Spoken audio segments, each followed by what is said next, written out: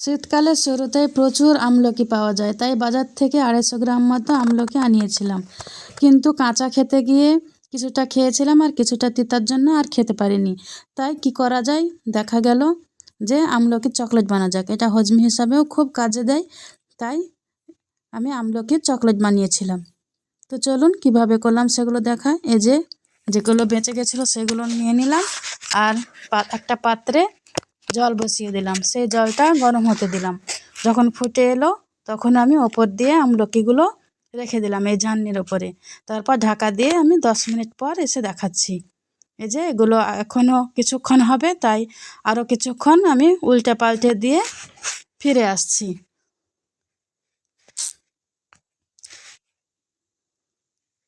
এবার দেখাবো আমলকিগুলো এই দেখুন প্রেস করলেই খুলে আসে, আর এই যে ভিতরে যে আটিটা আছে, বীজটা আছে, সেটাকে আমি ফেলে দেব। একে একে সবগুলো ছাড়িয়ে নিলাম। এই যে অনেকটাই হয়েছে, এই দিয়েই অনেকগুলো চকলেট বানানো যাবে। কিছুটা চিনি নিলাম, চিনিটা আগে গুঁড়ো করে নেব, পরে দেখাচ্ছি যে চিনিটা কি করব। এই যে এটাকে ঢেলে রেখে দিলাম। এবার আমি যেগুলো বীজ ছাড়িয়ে রেখেছি সেগুলো দিয়ে দেব। তার আগে আমি আরও কিছুটা চিনি দিয়ে দিলাম। আর এই আমলকির ক্যান্ডি বানাতে, চকলেট বানাতে সামান্য দুটো উপকরণ লাগে, আর কিছুই লাগে না। এবার মিক্সিতে ভরে কিছুটা ঘুরিয়ে নিলাম। এই যে একদম ব্যাটার হয়ে গেছে। এবার একটা প্যানে দিয়ে দিলাম। প্যানে কিচ্ছু লাগবে না, এবার শুধু অল্প আঁচে ধীরে ধীরে নাড়ানাড়ি করার কাজ, আর কিছুই নেই। খুবই সহজভাবেই এই আমলকির ক্যান্ডি বানানো যায়। আর এই আমলকিতে দেখুন কিছুটা গোলমরিচ গুঁড়ো দিলাম, 4 ভাগের 1 ভাগ, আর 1 চামচ মতো বিট নুন দিয়ে দিলাম। এখানে লবণও লাগবে না, কিছুই লাগবে না, চিনি দিয়েছি। আর এই যে একটু টেস্ট বাড়ানোর জন্য আমি কয়েক ফোঁটা লেবুর রস দিয়ে দিলাম। এবার অল্প আঁচে এটাকে নাড়তে থাকবো, প্রায় 10 মিনিট মতো নাড়তে থাকবো। এটা গলা খুসখুস, পেটের সমস্যা, আরও অনেক সমস্যার সমাধান করে দেবে এই একটা আমলকিতেই। যাদের পেটের সমস্যা আছে তারা তো বেশি করে খেতে পারেন, আর এটা বানিয়ে সারা বছর রাখা যায়। এটা সব বয়সী লোকেরাই খেতে পারবে, ছোট থেকে বড়।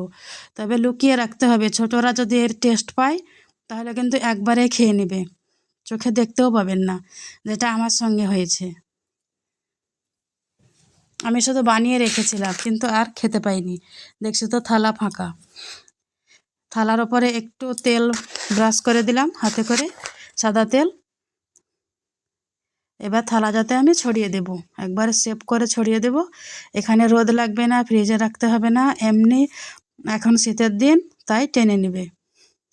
একেবারে আমি চৌকো আকারে রেখে দেব, ঠান্ডা হলে কিন্তু এটা আর শেপ দেওয়া যাবে না। এই যে চৌকো আকার হয়ে গেছে, আমি ফিরে আসছি কয়েক ঘন্টা পর।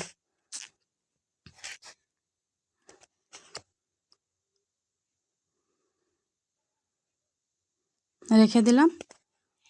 এই যে দেখুন, এবার আমি কেটে নেব, চৌকো আকারে এগুলোকে কেটে নেব, তাহলে দেখতে বেশি ভালো লাগবে। তার জন্য একটা ছুরি দিয়ে আমি চৌকো করে কেটে নিলাম। আর যে চিনিটা আমি গুঁড়ো করে রেখেছিলাম সেই চিনির ওপরে একটা একটা করে ছেড়ে দেব, আর এভাবে গড়িয়ে নেব।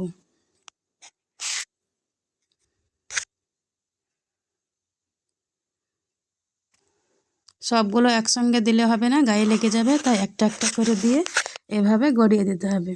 আমার যেহেতু 250 গ্রাম এনেছিল, তার মধ্যে কিছুটা খেয়েছিলাম এমনি, খাওয়ার পর খেতে খুব কষ্ট লেগেছিল। শুকিয়ে খেলে হয়তো একটু কষ্ট ভাবটা লাগে না। এই যে দেখুন, আর গায়ে গায়ে লাগছে না। কিছুক্ষণ পর আমি ভেবেছিলাম একটা কৌটো ভরে রাখবো। দারুণ স্বাদের আমলকির এই চকলেট ছোট থেকে বড় সব বয়সী লোকেরাই খেতে পছন্দ করবে। এটা খাওয়া শরীরের পক্ষে ভীষণ উপকারী। ভালো লেগে থাকলে, ফেসবুক থেকে দেখে থাকলে ফলো করে রাখবেন, আর ইউটিউব থেকে দেখে থাকলে চ্যানেলটা সাবস্ক্রাইব করে দিবেন। আজকের ভিডিওটা এই পর্যন্তই। কৌটোয় ভরে আর দেখাতে পারলাম না। Thanks for watching. এতক্ষণ আমার সঙ্গে থাকার জন্য আপনাদেরকে অসংখ্য ধন্যবাদ।